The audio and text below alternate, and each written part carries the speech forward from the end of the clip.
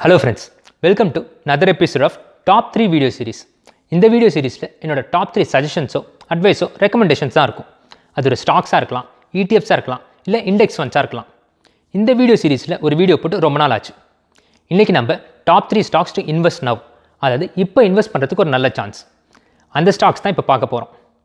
இது மூணுமே ஒரு க்ரோத் ஸ்டாக்ஸ் தான். இந்த வீடியோவில் இந்த க்ரோத் ஸ்டாக்ஸ்னால் என்ன, எதுக்கு இப்போ இன்வெஸ்ட் பண்ணணும், அந்த 3 ஸ்டாக்ஸை சூஸ் பண்ணுறதுக்கு என்னென்ன க்ரைட்டீரியாலாம் நான் பார்த்தேன், இந்த 3 ஸ்டாக்ஸில் நான் எதில் இன்வெஸ்ட் பண்ணியிருக்கிறேன், அதெல்லாம் தான் இந்த வீடியோவில் பார்க்க போகிறோம். இந்த வீடியோ பிடிச்சிருந்துச்சுன்னா லைக் பண்ணுங்கள், சப்ஸ்கிரைப் பண்ணாதவங்க சப்ஸ்கிரைப் பண்ணுங்கள், முடிஞ்சால் மற்றவங்களுக்கு ஷேர் பண்ணுங்கள். என் பேர் கார்த்தி, வெல்கம் டு துட்டு மணி மணி.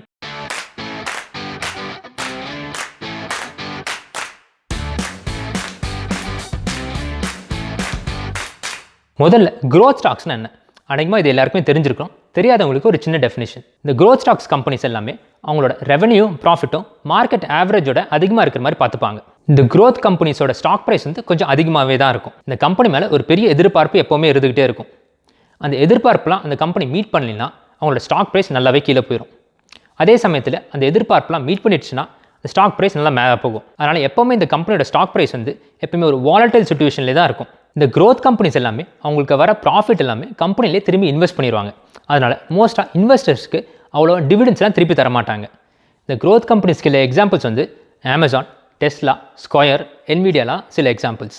அடுத்ததாக எதுக்கு க்ரோத் ஸ்டாக்ஸில் இன்வெஸ்ட் பண்ணணும்? இந்த கேள்விக்கு பதில் ரொம்ப சிம்பிள். நம்மளோட இன்வெஸ்ட்மெண்ட்டை சீக்கிரமாகவே இன்க்ரீஸ் ஆகிறதுக்கு. அதுவும் ஒரு க்ரோத் கம்பெனியை ஏர்லி ஸ்டேஜ்லேயே நம்ம கண்டுபிடிச்சோம்னா நல்ல ப்ராஃபிட் பார்க்கலாம். எக்ஸாம்பிளுக்கு அமேசான்லாம் 1999லேயே நம்ம இன்வெஸ்ட் பண்ணியிருந்தோன்னா இந்நேரம் கண்டிப்பாக மில்லியராக இருப்போம். அதே சமயத்தில் கோப்ரோ மாதிரி அந்த ஒரு கேமரா கம்பெனி மேலே 2014 இன்வெஸ்ட் பண்ணியிருந்தோம்னா இந்நேரத்துக்கு நம்ம போண்டியாக இருப்போம். அவங்க 2014 $83 வரைக்கும் போயிட்டு இப்போதைக்கு வெறும் $13 தான் இருக்காங்க. ஸோ க்ரோத் ஸ்டாக்ஸில் இன்வெஸ்ட் பண்ணுறது கொஞ்சம் ரிஸ்க் அதிகம், அதே சமயத்தில் ரிவார்டும் அதிகம். இந்த டாப் 3 க்ரோத் ஸ்டாக்ஸ் சொல்கிறதுக்கு முன்னாடி இதை சூஸ் பண்ணுறதுக்கு நான் என்னென்ன க்ரைட்டீரியா பார்த்துன்ட்டு சொல்லிடுறேன். முதல் க்ரைட்டீரியா வந்து கரண்ட் ட்ரெண்ட். இந்த ஸ்டாக்ஸ்லாம் இப்போ கரண்ட் ட்ரெண்டில் இருக்காங்களா, அவங்க ஏதாச்சும் பிரச்சனையை இப்போ சால்வ் பண்ணிகிட்ருக்காங்களா, அந்த ப்ராடக்டை நிறைய பேர் யூஸ் பண்ணுறாங்களா, அந்த கம்பெனி மேலே ஒரு பஸ், ஒரு எக்ஸ்பெக்டேஷன்லாம் நிறைய பேர்கிட்ட இருக்கா, இதெல்லாம் தான் கரண்ட் ட்ரெண்டில் பார்த்தேன். அடுத்த கேட்டகரி வந்து க்ரோத் பொட்டன்ஷியல். சரி, இப்போ யூஸ் பண்ணுறாங்க, ஃப்யூச்சர்லேயும் யூஸ் பண்ணுறாங்களா, அவங்களோட ஸ்டாக் ப்ரைஸ் இன்க்ரீஸ் ஆகிறதுக்கு வாய்ப்பு இருக்கா. மூணாவது, அந்த கம்பெனியோட பாஸ்ட் ஸ்டாக் பர்ஃபார்மன்ஸ் எப்படி இருந்திருக்கு. முந்தைய வீடியோலாம் இந்த 3 ஸ்டாக்ஸ்லாம் 1, 2, 3 ரேங்க் பண்ண மாட்டேன். ஆனால் இந்த வீடியோவில் அந்த 3 ஸ்டாக்ஸுமே ரேங்க் பண்ணியிருக்கிறேன். முதல்ல இந்த 3 ஸ்டாக்ஸ் என்னென்னு பார்த்துடலாம், அதுக்கப்புறம் ரேங்கிங் சொல்கிறேன். ஒரு டிஸ்க்ளைமர், இந்த சஜஷன்ஸ் எல்லாம் என்னோட ஒப்பீனியன். இதை பார்த்துட்டு உடனே நீங்கள் போய் வாங்காதீங்கன்றலாம் இல்லை. இதை பேஸ் பண்ணி நீங்கள் அடிஷ்னல் ரிசர்ச் பண்ணால் நல்லாயிருக்கும். சரி வாங்க இந்த 3 ஸ்டாக்ஸ் என்னென்னு பார்த்துடலாம். முதல் ஸ்டாக் பேர் வந்து பின்ட்ரெஸ்ட். இவங்களோட சிம்பிள் வந்து PINS. இது ஒரு சோஷியல் மீடியா கம்பெனி. இவங்க ஆப் மூலமாக நம்ம இமேஜஸ் பேஸ் பண்ணி நம்மளுக்கு தேவையான விஷயத்தை சர்ச் பண்ணிக்கலாம். குக்கிங் ரெசிபியாக இருக்கட்டும், இல்லை ஹோம் டெக்கரேட் பண்ணுறது ஐடியாஸாக இருக்கட்டும், இல்லை ட்ரெஸ்ஸிங் ஐடியாஸாக இருக்கட்டும், இந்த மாதிரி இன்ஸ்பிரேஷனல் ஐடியாஸ்லாம் இந்த ஆப்பில் இருக்கும். அதே சமயத்தில் நம்மளோட ஐடியாஸை மற்றவங்களுக்கு ஷேர் பண்ணலாம். இப்போ நம்ம ஏதாச்சும் பிஸ்னஸும் ரன் பண்ணிட்டு இருந்தோம்னா இந்த ஆப் மூலமாக நம்ம பிஸ்னஸ் ப்ராடக்ட்ஸும் செல் பண்ணலாம். இப்போது ஃபேஸ்புக்கோ ட்விட்டர்லையோ என் இன்ஸ்டாகிராம்லையும் யூஸ் பண்ணால் கூட ஸ்க்ரால் பண்ணிவிட்டு ஒரு டைம் பாஸ்க்கோ ஃபன்னுக்காக தான் யூஸ் பண்ணுவாங்க. ஆனால் பின்ட்ரெஸ்ட் ஆப் பொறுத்த வரைக்கும் இப்போ ஏதாச்சும் நான் ஒன்று செய்யணும், அதுக்கு எனக்கு ஐடியாஸ் ஏதாச்சும் வேணும்னா கண்டிப்பாக பின்ட்ரெஸ்ட் தான் போய் தேடுறாங்க. ஸோ அதனால் மற்ற சோஷியல் மீடியா அக்கௌண்ட்ஸோட பின்ட்ரெஸ்ட் வந்து ஒரு வித்தியாசமான டிஃப்ரெண்ட்டான சோஷியல் மீடியா அக்கௌண்ட்டாக தான் இருக்குது. நான் பர்சனலாக இந்த ட்ரெஸ்ஸிங் காம்பினேஷனுக்கு இந்த ஷூ நல்லாயிருக்கும், இல்லை இந்த ட்ரெஸ்ஸிங்க்கு இந்த டை நல்லாயிருக்கும், பெல்ட் நல்லாயிருக்கும், இல்லை வீட்டில் டெக்கரேட் பண்ணோம்னா இந்த ஃப்ளோரிங்க்கு இந்த கலர் ரகு நல்லாயிருக்கும்லாம் நிறைய ஐடியாஸ்லாம் இந்த இதில் சர்ச் பண்ணுவேன். இந்த கம்பெனியை 2010 தான் ஆரம்பிச்சது ஒரு ஃபார்மர் கூகுள் எம்ப்ளாயும் ஒரு ஃபார்மர் ஃபேஸ்புக் எம்ப்ளாயும். ஸோ அதனால் ஒரு சோஷியல் மீடியா கம்பெனி எப்படி ரன் பண்ணுன்ட்டு இவங்களுக்கு நல்லாவே தெரியும். சரி, நம்ம க்ரைட்டீரியா படி இவங்க கரண்ட் ட்ரெண்டில் இருக்காங்களான்னு பார்த்தா கண்டிப்பாக இருக்காங்க. இவங்க 2020 மட்டும் மந்த்லி ஆக்டிவ் யூசராக 459 மில்லியன் யூசர்ஸ் வச்சுருந்தாங்க. அதில் 100 மில்லியன் யூசர்ஸ் வந்து 2020 மட்டும் வந்தவங்க. பேண்டமிக்னால எல்லாரும் வீட்டில் ரொம்ப நேரம் டைம் ஸ்பெண்ட் பண்ணனால இந்த ஆப்பை யூஸ் பண்ண ஆரம்பித்தாங்க. இப்போ அது கன்சிஸ்டண்ட்டாக ரெகுலராக யூஸ் பண்ணுற மாதிரி ஆயிடுச்சு. ஃபியூச்சர் க்ரோத்னு பார்த்தாலும் இந்த கம்பெனியும் மற்ற ஃபைனான்ஷியல் அனலிஸ்ட்டுமே வந்து க்ரோத் நல்லா தான் இருக்குன்ட்டு நம்புகிறாங்க. அவங்களோட ஃபைனான்ஷியல் ரிப்போர்ட்டும் இதை ப்ரூவ் பண்ணுது. இது ஏர்லி ஸ்டேஜில் இருக்க க்ரோத் கம்பெனின்றனால அவங்களோட ஃபைனான்ஷியல் ஸ்டேட்மெண்ட் அவ்வளோ பர்ஃபெக்டாக இருக்காது. அவங்களோட ரெவன்யூ ப்ராஃபிட்டும் எவ்ரி இயர் இன்க்ரீஸ் பண்ணிகிட்டு இருக்காங்க. ஆனால் இன்கம் இன்னமும் கொஞ்சம் நெகட்டிவில் தான் இருக்குது. அவங்க பேலன்ஸ் ஷீட் ரொம்பவே நல்லாயிருக்கு.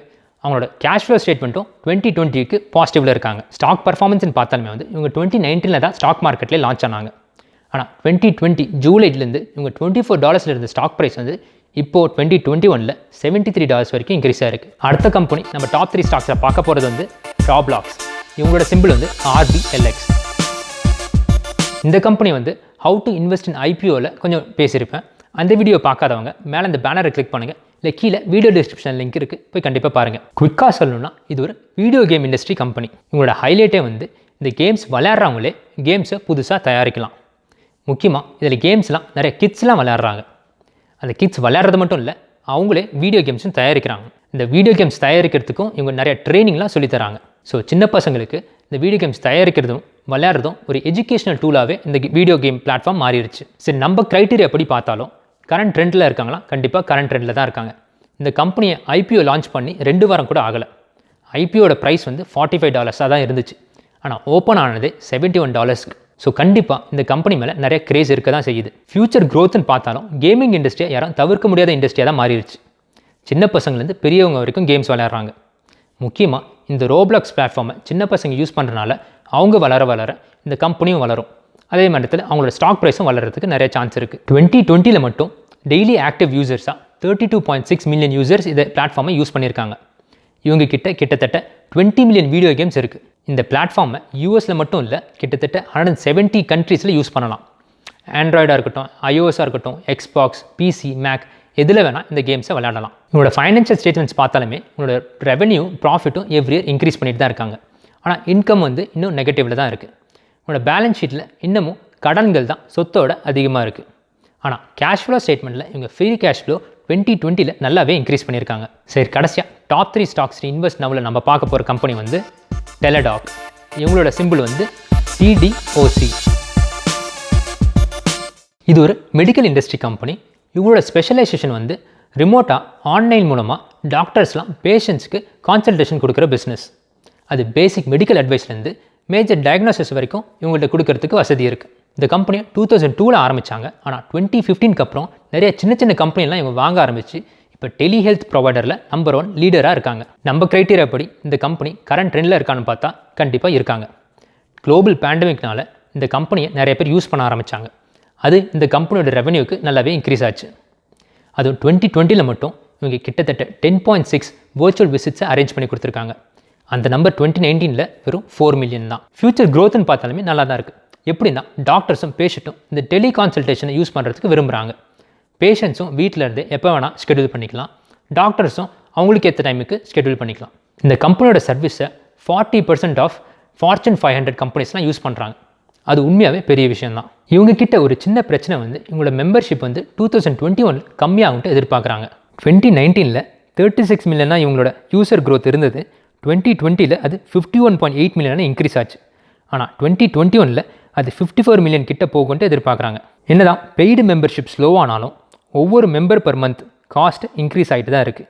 ஃபைனான்ஷியல்ஸ்ன்னு பார்த்தாலுமே வந்து ரெவன்யூவும் ப்ராஃபிட்டும் எவ்ரி இயர் இன்க்ரீஸ் பண்ணிகிட்டே இருந்தாலும் இன்கம் வந்து இன்னமும் நெகட்டிவில் தான் இருக்குது. அதுக்கு முக்கியமான காரணம் இவங்களுக்கு இன்னும் எக்ஸ்பென்ஸ் அதிகமாகவே இருக்குது.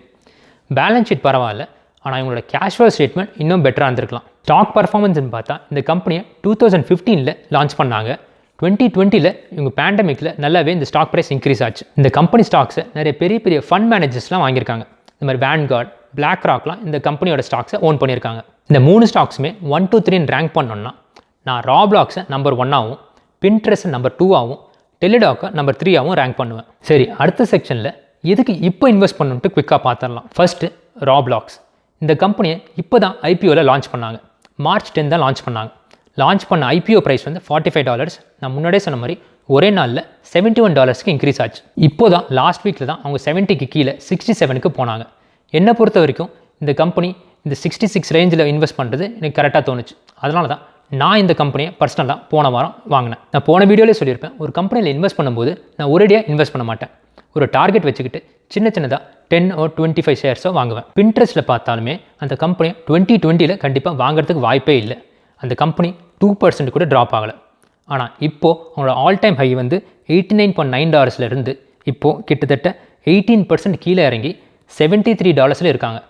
என்னை பொறுத்த வரைக்கும் இது ஒரு நல்ல பையிங் பாயிண்ட்டுன்னு நினைக்கிறேன். ஒரு நாளைக்கு மார்க்கெட் மேலே போகுது, ஒரு நாளைக்கு மார்க்கெட் நல்லாவே கீழே போகுது. இந்த 10 இயர் பாண்ட் எப்போல்லாம் மூவ் ஆகுதோ ஸ்டாக் மார்க்கெட் ரியாக்ட் பண்ணுது.